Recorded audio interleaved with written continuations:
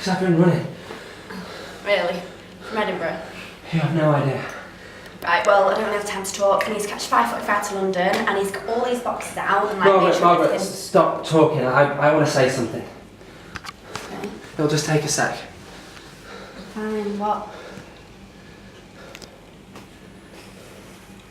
3 days ago, I loathed you. I used to dream about you getting hit by a taxi. That's nice. Yeah, and I said stop talking.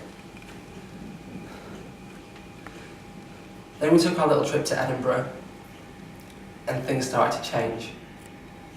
Things changed when we kissed, when you told me about your tattoo, even when you were checking me out when we were naked.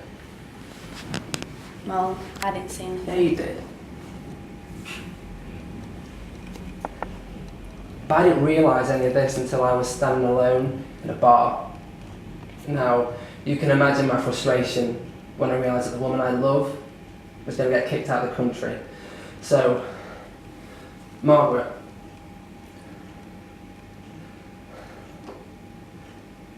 marry me because I want to date you.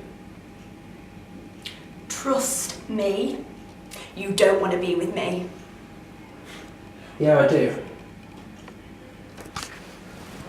See, the thing is, there's a reason why I'm alone and I'm just comfortable with it that way. And I think that we should just forget everything that happened and I just leave. That'd be easier, yeah.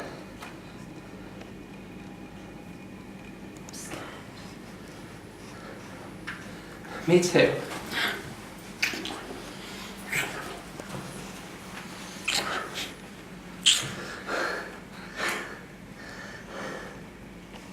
Aren't you meant to get down on me? I'll take that as a yes.